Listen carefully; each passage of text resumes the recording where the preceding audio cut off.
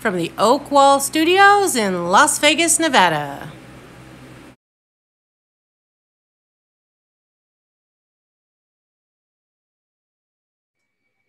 Hello, this is Jesse Oakley III, and welcome to the Yoke Zone, where we provide positive words of wisdom for you, the happy people. Now, Mondays through Fridays, I share with you positive words of wisdom for the happy people on my show, The Yoke Zone. But for today, it's Sunday morning, and it is time for the Sunday Morning Chat Series. Here I get to interview a plethora of positive people that are making a big difference within their community.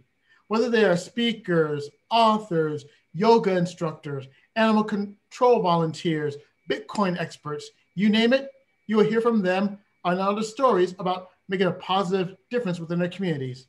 And today, we got ourselves a darn good show. Now, there is certain type of artwork and pieces of art form that are available within your community. And sometimes you got to wonder, how did they create this type of piece of painting, this wonderful artwork? And how much dedication does it take? And what drives a person to actually make this piece of artwork? Well, you're going to hear from a wonderful art expert with Chick Art Studio. So please help me welcome Angelique Daniels. Angelique, how's it going? Good. How's it going for you? I'm doing fantastic. And without any further delay, let's chat. Okay. All right. Now, could you tell the happy people out there, what is Shoe Chick Art Studio?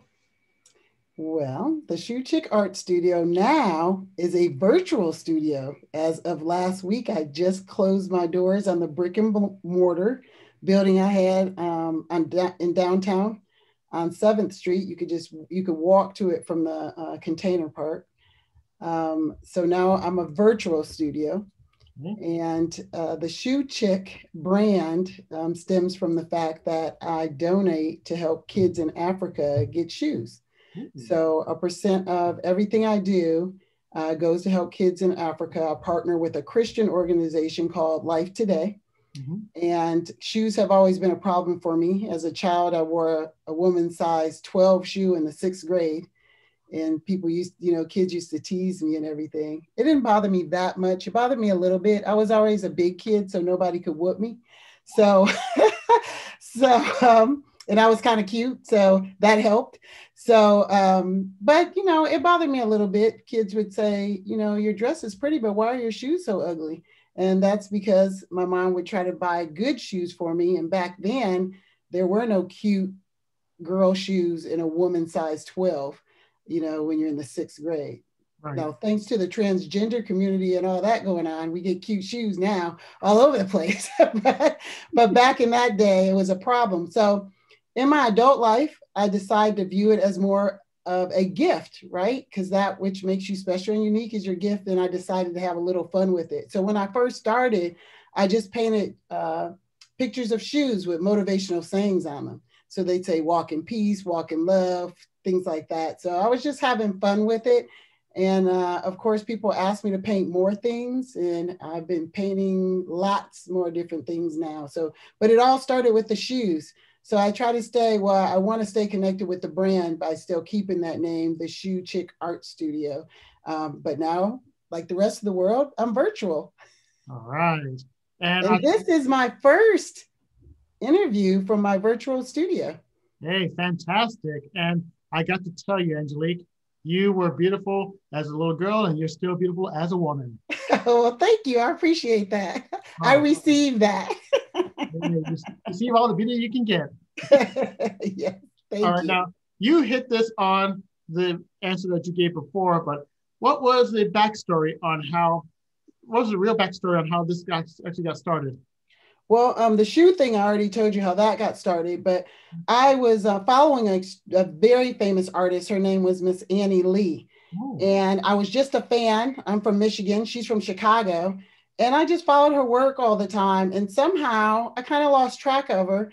And I realized we were both in Las Vegas. So I connected with her at a show that she was doing. And I was collecting figurines at that time. And she offered to come and see my collection one day. Ooh. And so she came to my home and she was just really impressed. We just had like this connection. And I ended up working for her. She opened a 10,000 square foot studio here in Las Vegas. Actually was in Henderson, and I got to work for her as the collectibles expert. And I had never painted before. I really didn't even know how to paint. I didn't even know that they sketch first, artists sketch first, and then they paint. I thought you just get a canvas and, do your thing, and it's just a masterpiece. But once that I saw that she sketched before she painted, it's the silliest thing. I always doodled as a kid. So I was like, you know what? I'm going to try to paint. If I can erase and start over, certainly I can learn how to paint. So I took that shoe idea and I started painting the shoes. And she's the one that told me I was good. And when she said that it was good and she loved the idea, that gave me kind of like the confidence to keep on going. And she passed away in November of 2014. And I got to speak at her funeral as her #1 fan. So that was just huge for me. So I never lose sight of that blessing, of that connection of working with her. So I love that I had that opportunity. Now, she did not teach me how to paint. I like to tell everybody she didn't teach me how to paint. She taught me the business of art, and she inspired me to use my gift and talent, because she was the first millionaire friend I ever had. Ooh. So yeah, so I learned some valuable lessons from her. Fantastic. Now, with the knowledge of your Suture Art Studio going virtual, what were some of the challenges that you faced when you created this business? Well, just being confident. I think that's true for any entrepreneur. Just being confident and knowing that everyone has a gift, and recognizing your gift and just getting better and better at it, So I think that was probably my biggest challenge, because I worked with Annie Lee. She was, her paintings were going for $10,000 and $15,000. And I got to travel and I got to work with some of the greatest African-American artists, like see their work, talk to them and they admired her. So up close and personal. So when I would see these great artists and they're painting such realistic things, and ever since I was a little girl, I painted sort of cartoonish things, So it didn't really, it kind of, that doubt factor, like, why do you think you can paint? What are you going to paint? But there's a Bible verse that says, your gifts, this is not the complete verse, but it says your gifts will make room for you. And I get that now, because there was place for me in the paint party world. I can draw any painting, I can make it simple so that we could paint along with each other in the paint and sip. That's what I mostly do now. That's what most people know it as, paint and sip, where I lead you how to paint the painting and we paint together. So in this pandemic, it was fun. Before the pandemic, we were like, we had some great parties in my studio. Like, it was really, really fun. But like everybody else, like overnight, I lost my business, schools, churches, all that stuff when the pandemic hit. So I was really proud of myself on being able to pivot quickly and adjust to the virtual world. As you know, we were both in Toastmasters together, right? Yep. No stranger to speaking. That skill set came into play. I just jumped in front of the camera and did Facebook Live every week. Just come pick up your paint kit and paint live with me on Facebook. And I'm really proud of myself that I was able to pivot that quickly and spread such joy in the community. Like, I knew about the joy of art that it brought me, but I didn't really understand the joy of art and how it was so needed at this time in the community. So, all right. So, yeah. All right. Now, what were some of the best moments that you experienced? The best moments in my business is every time somebody gives me money.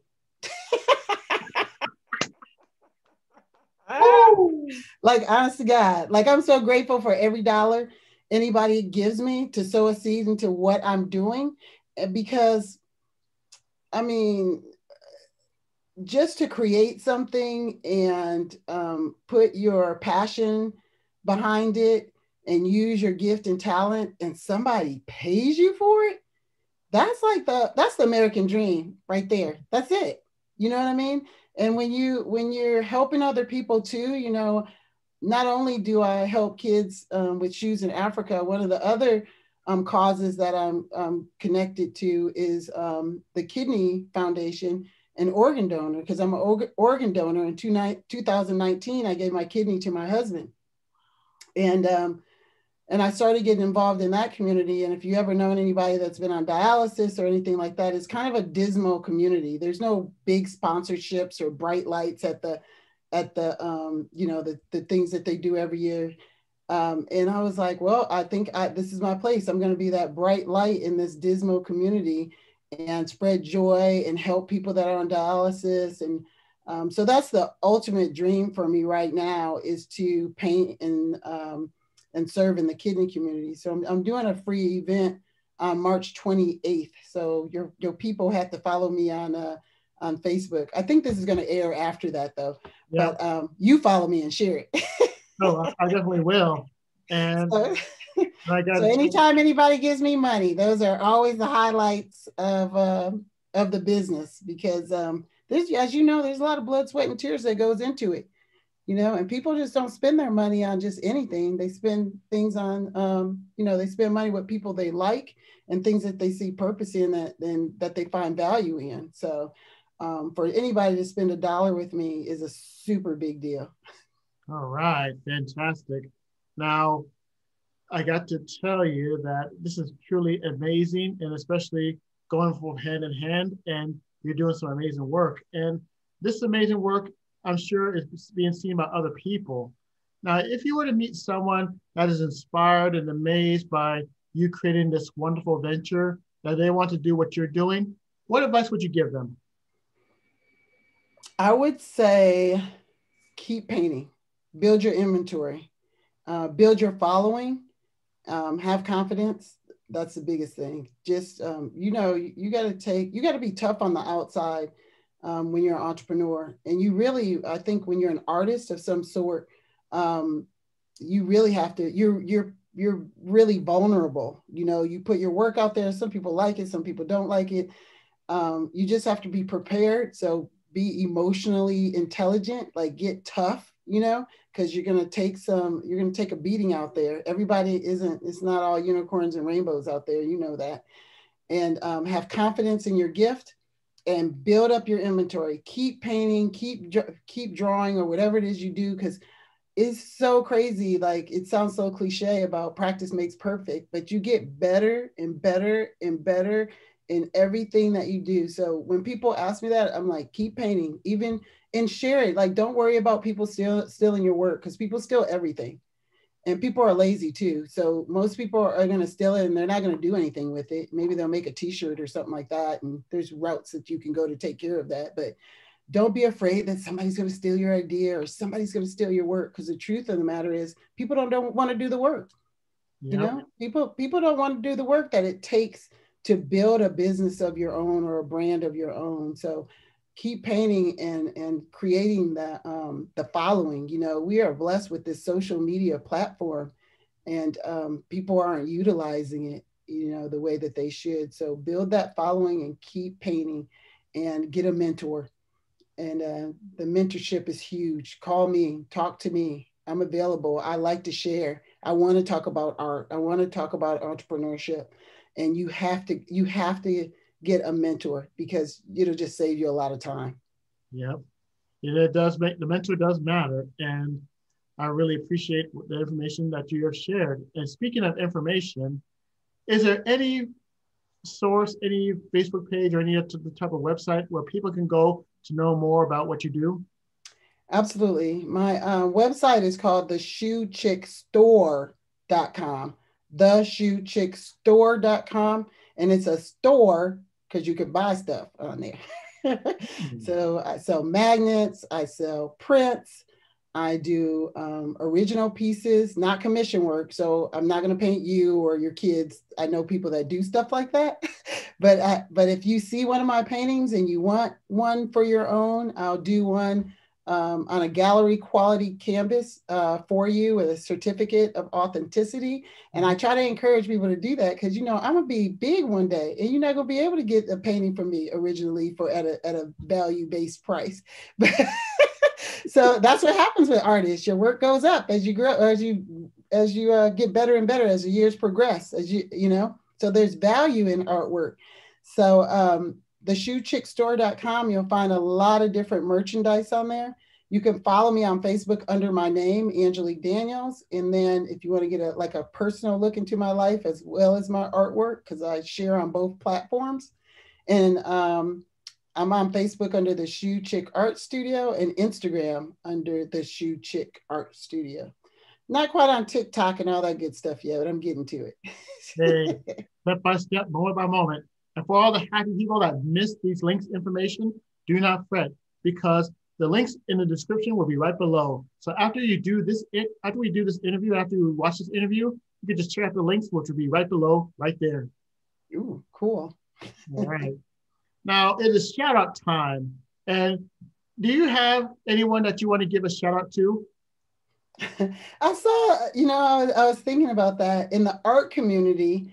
I want to shout out some people in my crew like Val Woods. She's a great artist here in Las Vegas. Allison May is a great artist here in Las Vegas. Andre Hines, great artist. Maurice is Norris, I think that's his last name. He's a great artist here. And we try to like encourage each other, you know, like-minded people together, just sharing ideas.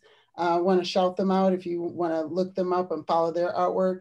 You know, Annie Lee, if you know, she passed away in 2014. Her legend still lives on. If you don't know who she is, Google her, and check out her work.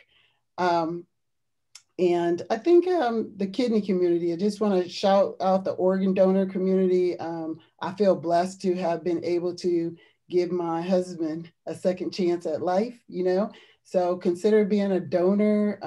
There's all kinds of ways to donate. You'll hear more about that in the years and months to come, because I'm getting in my purpose. I'm my purpose, you know? Yes, as a matter of fact, speaking of donations, we did an episode earlier on the Sunday Morning Chat series with George Gilbert and a story on Donate Life. And that was also an interesting story as well. And overall, this is pretty good to check out, but I'll go ahead and I'll do the plug a little bit later for that episode as well as this episode as well. And I'll have one more question for you.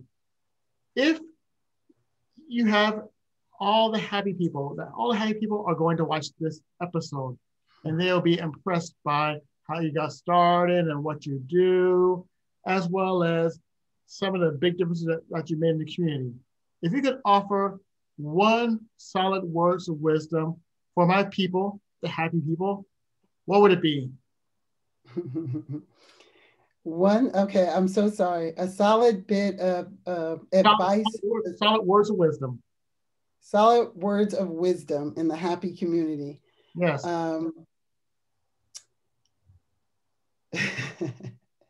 You know what? I would say do something that you love, that you find joy in, and make it your career, you know? So just find something that brings you joy and find a way to monetize it so you can get out of the rat race, you know? And it's tough. It's tough. I still actually have a job.